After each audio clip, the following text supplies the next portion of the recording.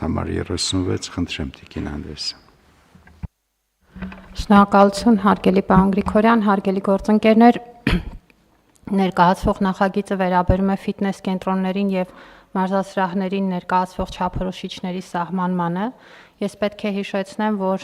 դեռևս նախորդող շրջանում մենք նախաձեռնել էինք փոփոխություններ ֆիզիկական կուլտուրայի եւ սպորտի մասին օրենքում, որը նպատակ ուներ մի կողմից խթանելու մեր քաղաքացիների ֆիզիկական առողջ ակտիվությունը, մյուս կողմից որոշակիորեն ստանդարտներ սահմանելու այդ գործունեության համար, ապահովելու, որ այդ գործունեությունը իրականացվում է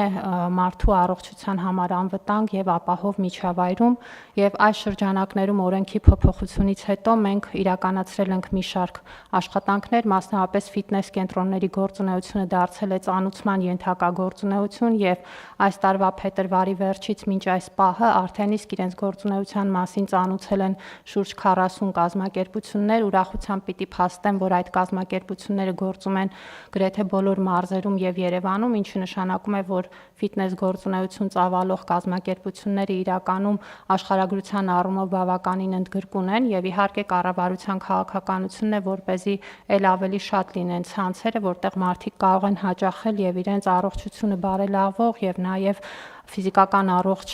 ժամանց ապահովող միջավայրում մարզվել եւ բացի դրանից սահմանել ենք նաեւ ֆիթնես կենտրոններում աշխատող մարզիչների հավաստագրման կարգը,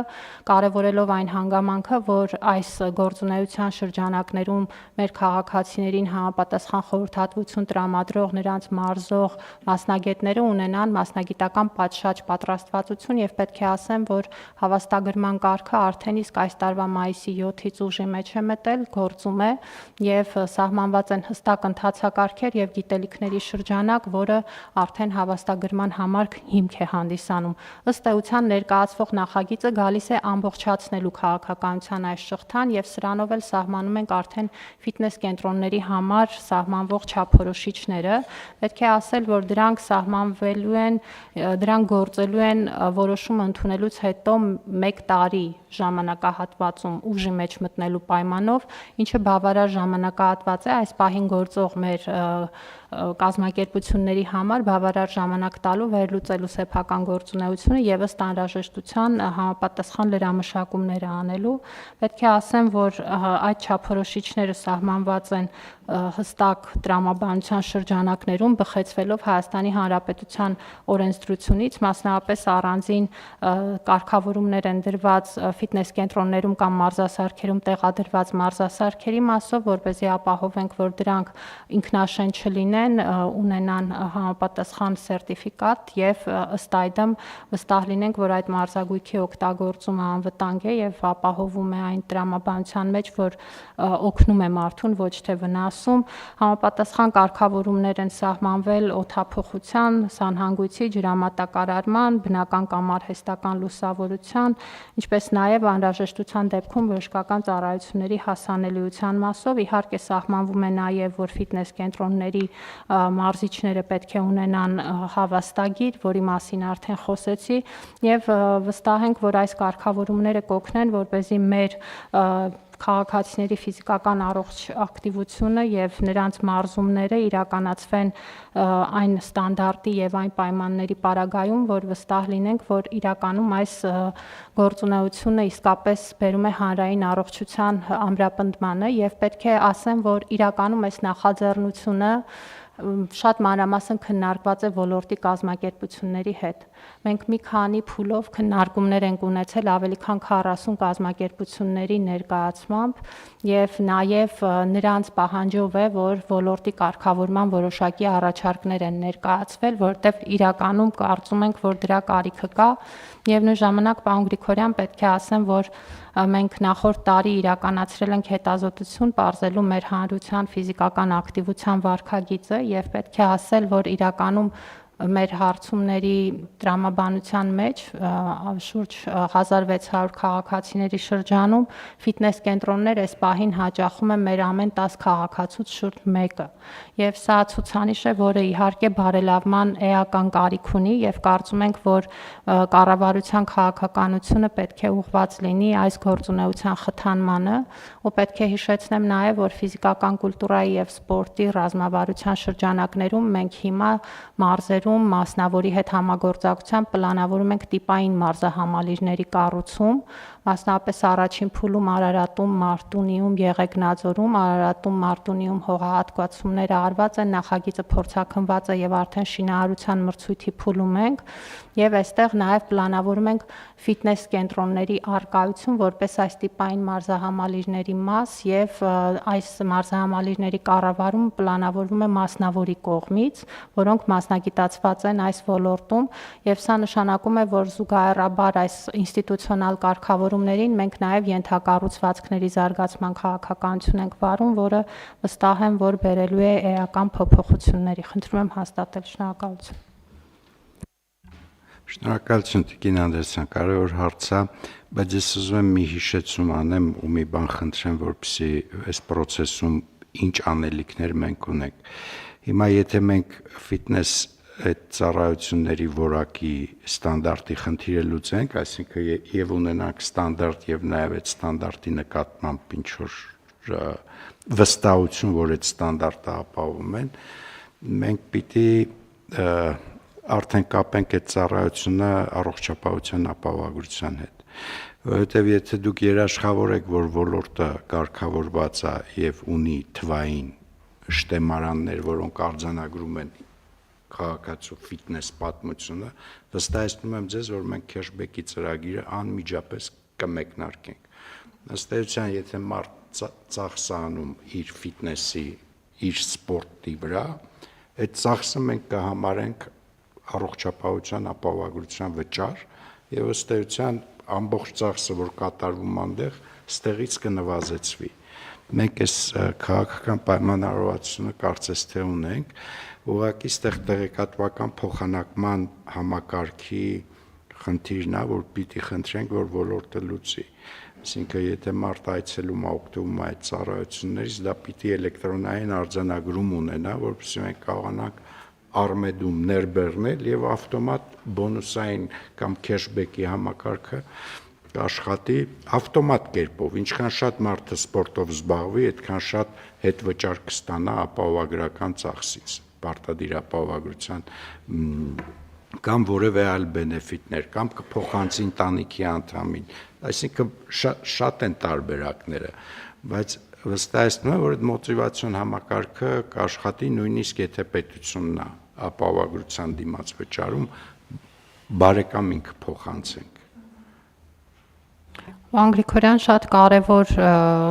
բաղադրիչ եք նշում եւ պետք է հիշեցնեմ, որ մեր թվայնացման օրակարգում սպորտի կառավարման տեղեկատվական համակարգն է, որի մի բաղադրիչ արդեն գործարկել ենք եւ առաջիկայում թվայնացման խորհրդի առաջիկա նիստերից որևէ մեկում պատրաստում ենք ներկայացնել նաեւ այն բաղադրիչները, որոնք ձեր ասած այս լուծման հարթակը կհանդիսանան եւ կարծում եմ, որ իսկապես շատ կարևոր է այդ սինխրոնիզացիան եւ նաեւ հավելյալ արժեքը դրանից ստանալ, որովհետև այո, մարդը պետք է հասկանա, որ իր յուրաքանչյուր քայլ նպաստելով իր սեփական առողջության ամրապնդմանը, նաև հանրային առողջության եւ հանրային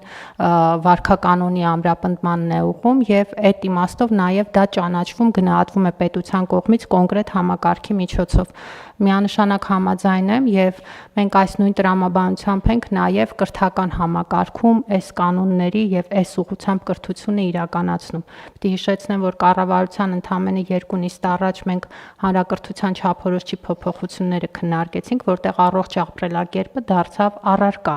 մեր դպրոցական առարկայական ծրագրում եւ դրանով իսկ նաև մենք նպաստում ենք, որպեսզի այդ վարքականոնը մեր քաղաքացիների մոտ ձևավորվի ի սկզբանե եւ ունենալով ինստիտուցիոնալ ու թվային ամբողջ համակարգը կկարողանանք նաև սպասարկել այդ վարքագիծը։ Ըստ էության այդ տրամաբանության մեջ ենք աշխատում եւ պարոն Գրիգորյան պիտի խնդրեմ միջև ստորագրումը որոշ խմբագրական փոփոխություններ իրականացնել նախագծում։ Խնդիր չկա։ Տիկին Անդրեասյան, տեսեք, մենք թվային լուծումները կտանք, հարթակները կձևավորենք, դա խնդիր չկա, ուղղակի ուզում եմ, որ այս պահից, քանի որ կոմունիկացիա կա ոլորտի այդ ստանդարտների հետ կապված, ոլորտը տեղյակ լինի, որ մեր միակ ակնկալիքը դա էլեկտրոնային գրառումներն է ծառայությունների, որովհետև եթե դա չլինի, ինչքան էլ մենք հարթակ կառուցենք, փոխգործելի չի լինի եւ չենք կարողանալու այդ կենսագրությունը թվային ձևով վերցնենք ու ներբեռնենք։ Միայն այս տեսանկյունից է ուզում ձեզ խնդրեի, որ ոլորտը իմանա, որ այդ ծառայությունների քարտային համակարգը, ես վստահ եմ, որ ոլորտն դրա կարիք ունի, որովհետև իր բիզնեսի կազմակերպման համար այնուամենայնիվ այդ թվային ներքին համակարգերը, քարտային համակարգերը հաճախորդի կամ ծառայություն ստացողի իրենց էլ է պետք, բայց դա կունենա իրենց համար այդ ծախսը կունենա էֆեկտ, որովհետև վստահ եմ, որ մենք ավելի շատ ցանկություն ունենք ֆինանսավորենք սպորտը մարդու, քան առողջապահության ապահովագրությունը, եւ որ պայն այդ համակարգերը սինխրոն եղավ եւ զգանք, որ աշխատում է ճիշտ, բնականաբար մեզ ավելի ձեռնտու է, որ ֆինանսավորենք մարդու առողջ ապրելակերպը, այլ ոչ թե պոտենցիալ բուժումը։ Ճիշտ եմ, Տիկին Անուշյան, ճիշտ եմ, չէ հասկանում իրավիճակը։ Իհարկե, պարոն Գրիգորյան, ես ուզում եմ հաստատել, որ մոտակա ժամանակներից մենք կառավարության որոշման նախագիծը կներկայացնենք քննարկման, ձեր քննարկմանը, թե ինչպես ենք պատկերացնում այդ լուծումները, երբ որ մարդը վարելով առողջ ապրելակերպ, հաճախելով ֆիթնես սրահներ, կարգավորելով իր քաշը, թողնելով ծխելը, ինքը կստանա բոնուսներ եւ այդ բոնուսները ինքը կարող է օգտագործել տարբեր նպատակներով, այդ թվում նաեւ ֆիթնես սրահների իր անդամավճարի համար։ Եվ ուզում եմ նաեւ ուրախությամբ հաստատել, որ առողջ ապրելակերպը հանդիսանալով կառավարության գերակայություններից մեկը, տարբեր ոլորտներում ինքը արդեն իր արտացոլումն է գտնում, այսինքն բոլոր քաղաքականություններում ինքը արտացոլված է եւ դա է ճիշտը, որովհետեւ միայն առողջապահության նախարարությունը չի կարող կանխարգելիչ միջոցառումները իրականացնել։ Սպորտը, մնացած միջոցառումներն են, որ նպաստում են մարդու առողջության պահպանմանը եւ առաջի հերթին նաեւ մարդը ինքը մտածելով իր առողջության մասին, զբաղվելով սպորտով եւ մնացած առողջ ապրելակերպի միջոցառումներով ինքը կպահպանի իր առողջությունը, առաջին ինքը պետք է մտածի եւ պահպանելով առողջությունն էլ մենք էլ որպես կառավարություն խթանիչ նման մեխանիզմներ ենք ստեղծում, որպեսզի ավելի խթանենք այդ միջոցառումները։ Շնորհակալություն։ Շատ լավ, Տիկին Անդրեասյան, ինչ-որ բան եք ասում, խնդրեմ։ Պարոն Գրիգորյան, ես ընդհանրապես ուզում եի հիշեցնել, որ մենք երբ որ խոսում էիք ֆինանսավորման հնարավորությունների մասին, արդեն իսկ երեխաների, դպրոցականների մասով ֆինանսավորման որոշակի ծրագրեր իրականացնում ենք, մասնավորապես կառավարությունը ֆինանսավորում է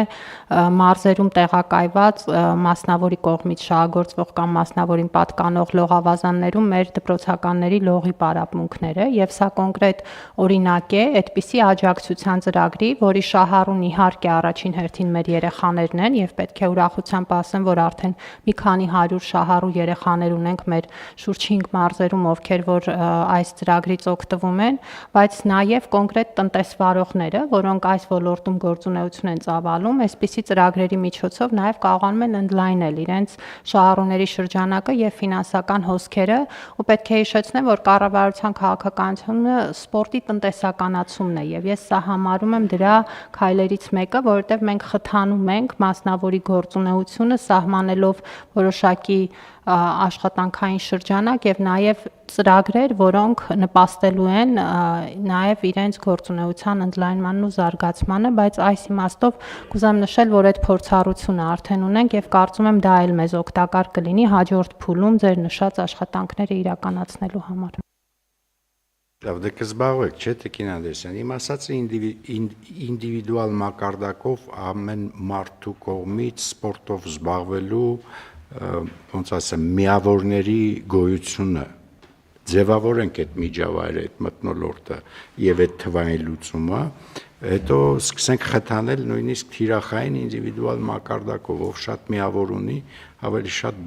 ավելի մեծ բենեֆիցիար կդառնա մեր միջոցառումների։ Լավ։ Խնդրեմ հարգելի գործընկերներ, հարցեր, առաջարկություններ, դիտարկումներ կան։ Չկան, առաջարկում եմ ընդունել նաև այս կարևոր որոշումը այսօր, ովքեր են դեմ չկա, որոշումը ընդունվեց,